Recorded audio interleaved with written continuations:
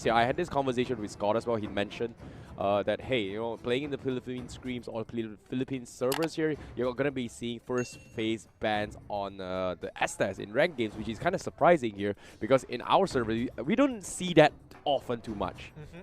Agreed. I definitely agree. And it's one of those things like, are you prepared for the unexpected? Oh, yeah. And I think that's why you have to need a solid understanding of the meta to really, really say that, hey, if I understand the meta, I know why it's good, I know how to defeat it, and I know what kind of a gameplay I want to have. Natalia going to be the ban for Evos Legends here. They're giving a lot of respect to Deus Vult. I mean, based off of their stats alone, they've got a pretty good win rate on Natalia previously, and you can see the smile on their faces. They're like, all right. They knew we're pretty good on this. It's not going to be a surprise this time around. Yeah, respect ban coming in there, but still, Natalia ban means here that they have left up a lot of open meta picks here. In this case, the Kufra, the X-Bor, I think Grok is kind of in the pool as well, Hylos as well. So I feel like we're not going to see too much tank bans coming in from both teams here, but it seems to me they are going to be prioritizing on the Tamos here. It feels like Deus Vult as well as Evos Legends, they are prioritizing on banning off all these off-lane heroes here. So are we going to see the X-Bor getting slide off here? Ooh, maybe. I think the export might be slid off just so that Evos has, you know, a more oppressive lane. They could go for, you know, a Kimmy Grok if they wanted to kind of like deal with it, to kind of set the tone of the game. It's like, hey, our early game is really strong. How are you going to deal with that? And I'm excited to see whether Deus Vult might respond otherwise. Or, you know, Evos can take the super safe route and be like, hey, Donkey, here's Tro once again. Do what you did with Onyx PH and just completely smash him. Yep, at the same time here, we are waiting on the drafter. I think it's Z's drafting from side of Evos Legends, right? Their coach, which is doing fantastically well.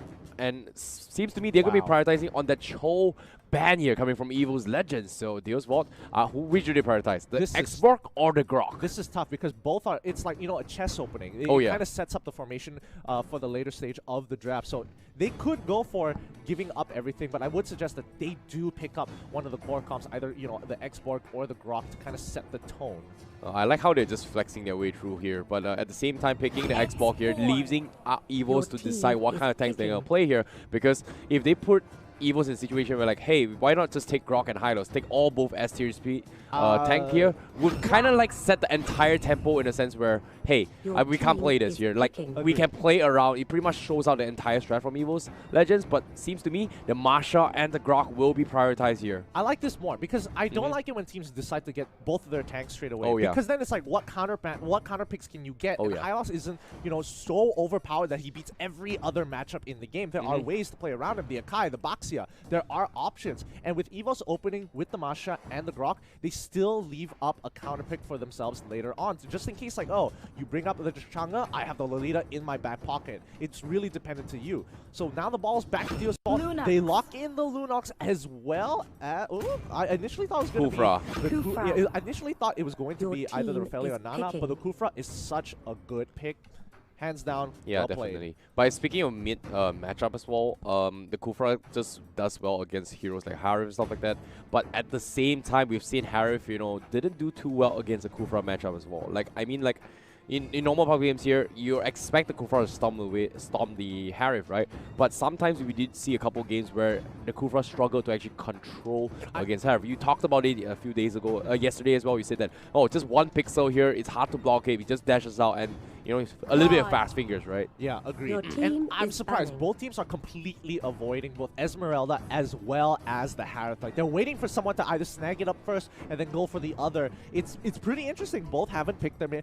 Both sides just kind of holding back. Deus Vult, they have the Lunox, so it's kind of unlikely, but we've seen a lot of these, you know, double mages, double mage compositions coming out, which I particularly don't like. But you know, Evil Esports managed to whip it out, and they got ahead. Same thing for some of the other teams as well.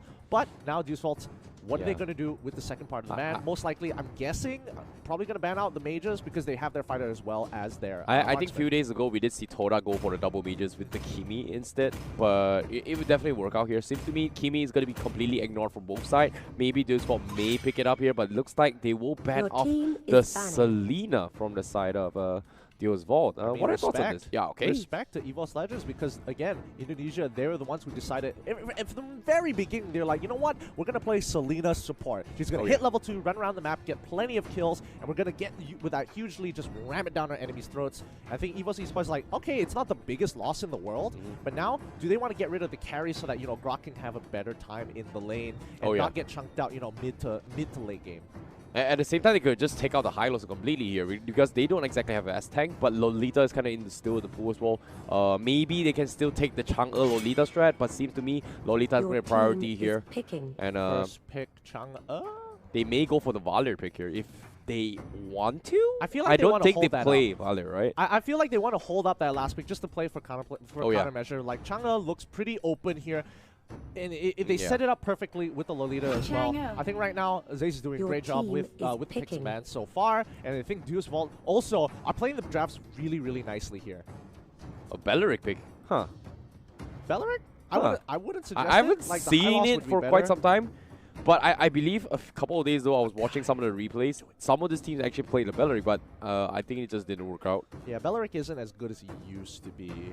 Unfortunately, not played here yet in the world stage, but during the qualifiers we see a couple teams played it. I mean, I would say kind of like a niche thing for me. Yeah, there's only a couple of situations where he's good, and like a lot of them it's pretty bad, and no one ever wants to do that. Like, oh, you have an Odette? It's like, all right, sure, having a Belleric isn't going to be too bad. Oh, wow. Ooh, I love it!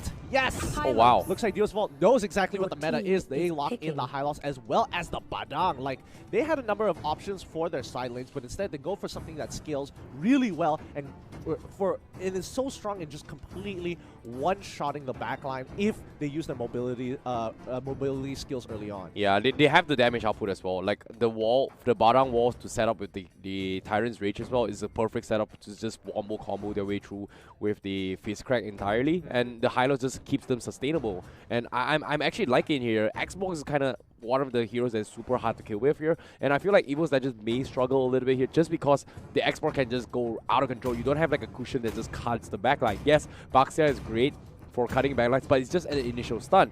But it seems to me, Evos Legends, they will hover away and get the Valir support. Great, they have the counter pick. So if you see that Fist Crack coming through, it's just like, all right, I'm going to push you away, boy. Don't get any closer. Deus Vult tries to come up with an answer to deal with the Chang'e because, again, Chang'e, she's forced to either take Sprint, Flicker. You'll never see her with Retribution. And if you take Sprint, that means if you land with the Fist Crack and the Fist Break, you're trapped. There's no way you can get out. Definitely. And speaking of which as well, when you talk about Valir pushing the Badang, right? They definitely need to kind of like figure out the timing, honestly speaking, because if you initially go for the Fist Crack, you immediately go for the push. Badang's kind of like invulnerable for the first few things unless his shield gets chunks down. So in this case, he needs to time it really perfectly here. But like it or not, Badang is going to dish out at least about 10% damage at least of the entire duration of the Fist Crack before he actually gets cancelled out. Might be. I mean, the moment he gets the Golden Staff, it might even go up to 40% or just right off the bat. The initial, the knockback and stun. Yeah. And what can you do? What can you do at that point? I think Deus Vult has come up with a pretty interesting solution to this, but they're going to be lacking a marksman, and I think that might be where it gets a little scary here. So somebody has to kind of babysit the Badang for the most part. Xbox is just going to be running around rampantly up in the top side. Well, based on the draft as well, I feel like the win condition for Deus Vult is that they have to close out the game early before Evos Legends goes for the split push strategy here. And the only way for them to actually kind of counter the split push is just to have Xbox all by himself, or just making sure that the Masha doesn't go out of control. It feels like that's going to be the win condition for them. But we shall see. Let's take a look at how they're going to be playing this game here. Ladies and gentlemen, this is Deus Vult going up against Evos Legends. Game number 1. Ooh, looks like they want to make sure that, Badang gets that solo EXP for the most part. Looks like their emblems look pretty solid for both sides. Nothing too out of the ordinary here. Rekt, interestingly enough, took high and dry. All right. I mean, understandably that Bounty Hunter isn't as good as it used to be. Like, it used to give you so much gold, but taking high and dry, don't know how to feel about that. I think it's pretty okay. However, on the top side here, Aura going to be on the aggressive side here, cutting 3 waves, and here comes the cavalry, but will flicker to safety, so he's going to be fine. But yeah, back to your point here about the high and dry. I feel like Bounty Hunter on the cloud, right? We know the initial phase of the hero itself. It doesn't really scale too well in terms of damage output, so setting up a kill for Cloud compared to setting a kill for carry is way much harder just because of the early damage output that he dishes out. Agreed, however, the high and dry, leaving him alone, he's going to be able to dish out a lot of damage. And not to mention that he's going to have Valero by his side to kind of chunk them up. It's like, I'll get them low for you. Oh, yeah. And then Rekt will just, you know, wreck them, as they say. Aura taking quite a bit of damage here. Goes for the disable really nicely onto Zeka. But Zeka, he's trying to hold his ground, and he needs the support from his mid lane because he does not win this matchup until he gets a couple more items. Yeah, and not to mention as well, the Badang is kind of in the melee here. However, hold that thought for now, because why? We have a little bit of small trade-off here on the bottom side above here. Deus Vult is going to be you know, forcing out the Revitalize coming in from Evos Legends. Yeah, it might have been really bad there because they're really under level. The only person who is level 4 is QP, and Zeka, he wants to be level 4, but like he's getting pressured off of his wave. Yep, speaking of the pressure here, the total is going to be up on 10 seconds, and Evos Legends, they are going to be prioritizing on that. So in terms of itemizations yet, nothing too flashy yet. We saw a couple of warrior boosts here from Masha and Xbox, but that's about it here. Huh, looks like they're sharing the EXP. Looks like Sunset didn't, like, even though he is trying to play that support position, he didn't buy the wooden mask. Like, I guess he still wants to hit level 4 pretty fast. Zeka, on the other hand, he decides to get the roaming item to make sure, like, oh, he knows that this is not a winning matchup. He's going to be under level, so one way to easily catch up is with the wooden mask. Yep, starting off here, we can see Deus Vult trying to go for a zone. Here comes the wall coming from Evos Legends, but no one has pretty much hit 4 except for Kupi as well as the Masha and maybe even Rekt coming from Evos Legends, but they do not want to come in here. But the Kufra catches off Luminaire, and that will be first blood. Meteor Shower coming in, but not going to be able to do anything about this. The first mistake of the game, he tries to flicker out of the bouncing ball. Is just like, nah, you're going to stay right where you are. Yep, and the turtle going to be half HP here, and it seems to be they don't exactly have a lot of physical damage coming from this wall. Evos Legends trying for the steal. Donkey gonna go for a swing. Here comes the Masha. Can they steal it off? Now, unfortunately, the retry will be committed here coming from this wall. Yeah, I love it so far. I really do. And QP, I mean, everything about this team is telling me that they are doing things intentionally with motive and with reason as well. Like, even in unfortunately, Evos Legends, Luminaire did actually make a little bit of blunder there. He should probably should have held up his flicker until the bouncing ball was over, but you know, it's one of those moments where it's like you can't really help it. Yeah, definitely. And not to mention, well, he was kind of caught off guard from the bushes as well, so didn't expect a Tyrant's Revenge out of nowhere. However, Evos Legends, they have a little bit of time here, but Donkey instantly cancels with the charge. Nice. That was dirty. That was really dirty. Very quick reaction here coming from Donkey. And I mean, that's why I really say that he is one of the best players in the tournament alone. Like, he may be playing a tank role, but like he makes you appreciate your tanks when they're playing it like him. Yeah, I even made a story with Scott as well coming from XCC Sport. He said that, yeah, Donkey is one of the best tanks in the world. But I don't know, you know, in terms of demonstration here, being called the best tank in the world, will he be able to uphold that title? That's going to be the question here. However, Deus Vult a little bit aggressive here with the Brilliance, and Aura and also Donkey is a little bit safe here because I don't think Deus Vult is going to come in here. Wall charge connects on the tree, but he's going to buy a little bit of time here. No. Here comes the Fist Cry, and Donkey will get punished. Good. I mean, Donkey was like, he was trying to go for something there, wanted to disrespect, clear the waves a little bit more, but Deus, they're not just going to let him walk away with that. Great Fist Crack against Fist Break into Fist Crack. Yep, and speaking of which, they're going to be transitioning in objectives, and somehow Evos Legends, their creep waves are pretty nice. Rekt almost get bursted down from the turtle buff, and that's the power of the Lunox with the penetration here. Luminaire is going to try and zone it off, but fortunately for Evos Legends, they will make it out alive. Economy-wise, it is still 50-50 as of now. Yeah, looking so good so far. Resurrecting soon. Yeah, they're going to start with 5 Tyrants. We're already being popped, but they get a good kill onto Luminaire once more. His immobility is starting to cost him, and not having Flicker at that point in time. Unfortunate Aura, he takes quite a bit of damage, but he can still win this matchup. He just needs to punch it out. Oh no! Quick on Fist pushes him into the wall. Great time, but he tries to make it out. Great 1v1. Zeka, great on Fist. He gets the Flicker. Fist Crack. He is stuck. Oh my god, that was a crazy play here coming from Zeka. Deus Vult was able to go for a solo kill, and because of this, Evos Legends, they are on the delay here. They need to drag this out to a split push game. However, Juan is going to make sure this middle tower doesn't break yet in favor of this wall. Here comes Drag. They are going to be stacking up those charges here. How are they going to be able to go for next team fight here? Donkey still trying their best to open the map a little bit more. Man, I wish there was a replay of that 1v1 because so many small things added up into their favor. But hold on, Rekt is in trouble here. He has to pop the Blazing Duet to get the shield. He can't use his Battle Mirror image just yet with that bouncing ball on top of him. But again, you know, a short ultimate to not dying, I'll give that trade-off. Yeah, definitely here. However, Devu, he's going to protecting Zeka right now, securing the gold buff for themselves. And this Vault, they don't exactly have a marksman to work with. We've talked about earlier in stage, but you know, this guy's the marksman here.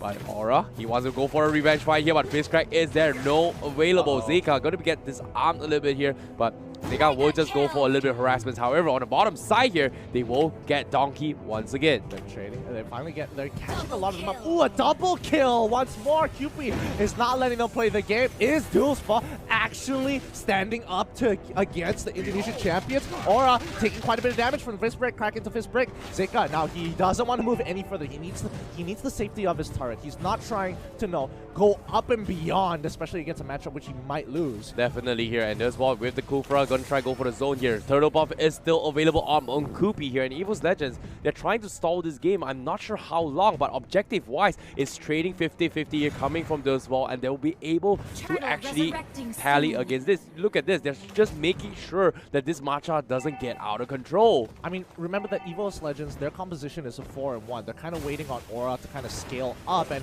I think Evos realizes, oh boy, hold up. Oh, Sawo is taking quite a bit of damage, survives, pops the Revitalize early on. Glorious Pathway is popped as well, but they're just going to buy time just so that the team can take the turtle away. QP again having that turtle buff. Oof. Wow. Once again securing the turtle buff, and we see immediate arrival transitions here, but Xbox is not in this fight here from Deus Vult. Evos Legends going for the meteor shower, and Happy will get taken down. Sawo is going to be next as well, and they've overcommitted this fight here. Deus Vult overestimating their ability despite seeing the Xbox arrivaling downside here, and I'm surprised they still took that fight into a 3v4 situation. I mean, just look at the fight. The moment it starts, you can see that there's a huge number difference, 3-4. They gave up pressure down bot side. They saw it happening. They're like, all right, call in the boys. We get both wrecked as well as they're coming through, and QP, he gets chunked out before the fight even starts. Using that brilliance, he doesn't want to be part of this anymore. Yeah, and at the same time here, Evos Legends, they're buying a little bit more time for this Marshal to scale a little bit longer here. But the glowing one is up on one, so this is where one is going to come online. Insanity pops in here. Sunset tries to go for the Gold Crab here, and River Crab will be secured from Rekt, and he's a little bit low. War chance coming from Donkey, and they will secure that kill for themselves. And Evos Legends, they are getting the right kills now, and Golden Staff finally up on Rekt. This is where Evos Legends will start to pick up their momentum now. It's time, man. They're getting their big boy items. Like, man, you thought they were like, slowly losing out. They managed to keep the gold differential substantially little, like 1 to 2k.